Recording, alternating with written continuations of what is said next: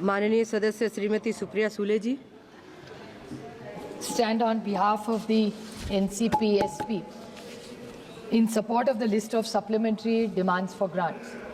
Sir, obviously after Madam every budget, clearly it's evident that every department states have their own issues, challenges in implementing the budgets. So clearly this list of supplementary demands is something we all support because we do understand it's the need of the hour. And I must say that compared to the last time, this time it clearly comes far more organized because the amount is much lesser than last time. So I would compliment the entire department for being, I think, either more organized or more structured or working better, whatever it is. But we're much more satisfied than what we were the last time for the demands of grants. Right now, India, clearly because of the global scenario, I do understand India is no more an insulated economy. So we do understand that every economy which is not insulated has its own challenges. And I think we really need to put all our minds, and this entire House needs to be together in what awaits India's economy in the world scenario. Because clearly a few points which everybody earlier has said that the growth has come down to 5.4, which is clearly alarming, and I'm sure the Honorable Finance Minister is also as alarmed as we are. But clearly a decrease in consumption growth, persistent inflation, necessity of sticking to a monetary policy, the alarming lower private investments and sluggish FDIs clearly are worrying all of us.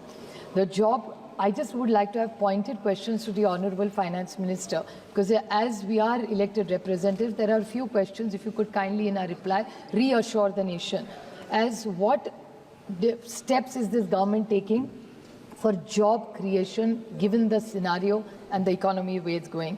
How are you going to increase the consumption or the purchasing power right now, considering the growth has slowed down? The food and retail inflation, how are you going to reduce it? What steps are you going to take? How are you going to increase? India was always a savings economy. With the changing scenario, the global scenario, people are clearly, it's becoming a more spending economy. There was a time where interest rates used to be at 11 and 13%, used to be double digit. Now it's come down to 6 and 7. So people are not saving as much as they do, which is going to hurt our economy in the long run eventually. And the increase in income, given this scenario and slowing down, how are incomes going to increase for the earlier questions? And how are you going, what steps, specific steps is this government going to take to increase domestic investments? Earlier when she brought in the bill for banking, which we all supported, I even brought out an issue of the NBFCs. I would like to ask, just out of concern, that NBFCs are encouraging, they are growing. But there are a lot of deposits which people put. Is there a regulator that she has in mind for all these NBFCs? Because these are people, these NBFCs reach the last person. So it has to be regulated. So what are the checks and balances or mechanism that this government has in mind so that they all feel very safe and secure like normal banks do? So that's my first question. The other question I'd like to ask the Honorable Finance Minister is, we have a huge unorganized sector in this country. So even in today's reply, in the morning, there was a reply given by the government that they are trying to consolidate the entire unorganized sector and bring them under some protection scheme, that all the schemes that are done by the government of India are supported. It's called some 21-point program that this government has started. So if there is a huge unorganized sector even today in India, how are you going to consolidate, and is there a timeline for it? Because today you have said you've got about 30 crore people under that scheme, which is not clearly covering all the unorganized sector. So what steps are you doing? And there has to be a timeline.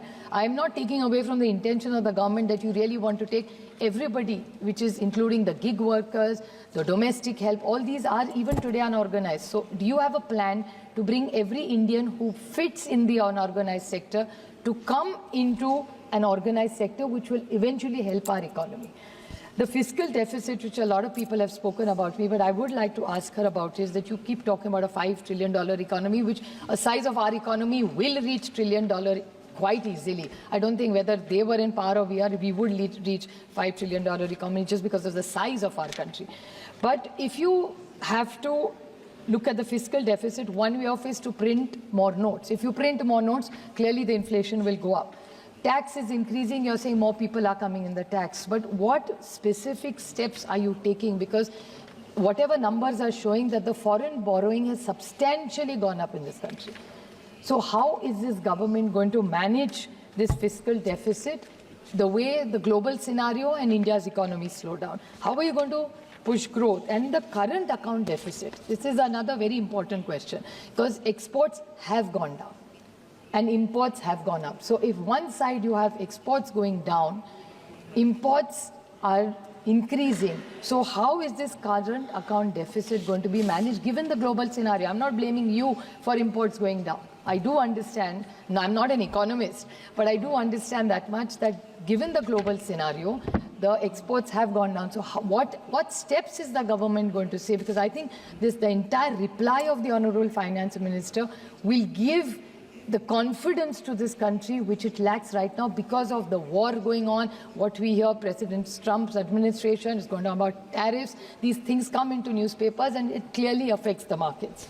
I would like to highlight one very important point which has alarmed me personally. The Honorable yesterday in his reply, the Honorable Prime Minister talked about an 11-point program. I welcome that 11-point program. He made one very important point in it where he said that we want zero corruption in this country. I support him wholeheartedly if he really walks the talk. My question to him is, he in 2014 had mentioned that we will work with Switzerland and bring every penny of black money which is in Switzerland back to India. What I don't want to get into that 15 crore wala. I'm not getting into that. I'm saying something 15 lakh. I want to make a more serious point in this. I'm not doing a political point here at all. My point is, in the newspapers in the last few weeks, there's an issue about taxation about Nestle. I don't care whether it's Nestle. For me, Next is as X factor, as we can call it. It's not about the company, the point I'm making. We in Switzerland had a very good relationship for decades.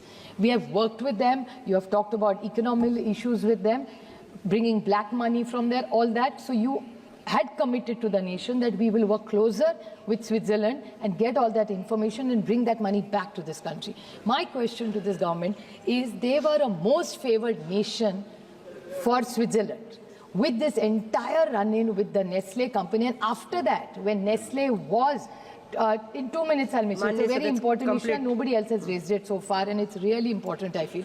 So in this Nestle issue, it's not about the company alone. The health minister has confirmed that the Nestle report does not show anything bad about the Nestle product. So they have given them a clean sheet in simple language. Now, if we are at loggerheads with Switzerland, they have, from the most favored nation, removed India from there. At one level, we are looking to be a global player, improving our relationships with all the countries. Then why are we not working on this double taxation issue?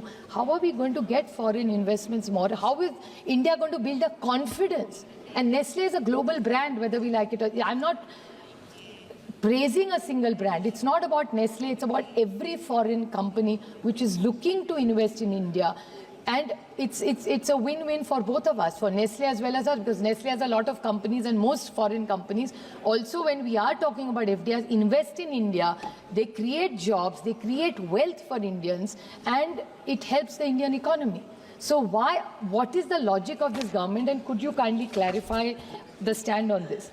Talking about agriculture, Sanjay Bhaiya is unfortunately not here, but he extensively talked about agriculture. I appreciate that they have started many schemes, but I would like to specifically ask this government that they have committed to a complete loan waiver, especially from the state I come from, be it soybean, be it cotton, be it milk. उनकी सरकार ने कहा था कि हम पूरा कर्जा माफ करेंगे महाराष्ट्र के हर किसान का. So will this government commit, because eventually that economy is not doing well in Maharashtra. So they have completely crossed all their loan things. So I would like to ask the Honorable Finance Minister that in the intervention that she has made, she has promised and committed that they are going to give a lot of money for agriculture, which I welcome. But will there be a complete loan waiver? And आज ही सुबह हमारे नासिक के जो सांसद है बगरे sir, उन्होंने जो which is a combination, वो एग्रीकल्चर मंत्रालय, कॉमर्स मंत्रालय और फाइनेंस मिनिस्टर तीनों को मिलकर इसका निर्णय लेना पड़ेगा कि महाराष्ट्र में प्याज सोयाबीन हो, दूध हो या कपास हो, बट सबसे अभी क्राइसिस चल रहा है प्याज का। सो द कॉमर्स मिनिस्ट्री ने 40% से 20% एक्सपोर्ट का टैक्स अभी लगाया है। उसके बाद पिछले हफ्ते 4,000 रुपये क्विंटल में जा रहा था, आज 1,500 रुपये में प्याज आया है। आज किसान महाराष्ट्र में रो रहा है, तो मेरी फाइनेंस मिनिस्ट्री से विनती है कि आप कॉमर्स मिनिस्ट्री और एग्रीकल्चर मिनिस्ट्री से बात करें, कंसोलिडेटेड। धन्यवाद माननीय क्योंकि हमेशा वो कहती है माननीय सदस्य price Shri Naresh Mhaske ji, stabilization fund. If you can intervene, then it will be of great help to us. Just two last points. You have even asked for money for census and surveys in this thing. My question, chalu hai. In this budget, now this government talks about delimitation as well as the महिला आरक्षण bill जो आपने लाया, तो राजी खुशी हम सब ने पास किया था। माननीय प्रधानमंत्री जी ने कल उसके बारे में भी बोला कि बहुत अच्छी तरह इम्प्लीमेंट होगा। अगर वो 29 में इम्प्लीमेंट होना हो, तो when will this government have this census delimitation? Our constitutions are 23 lakhs. मेरा निर्वाचन क्षेत्र आज 23 लाख। इसके बारे में अभी रेड्डी जी भी बोल रहे थे कि आज हमें 5 करोड़ रुपया मिला।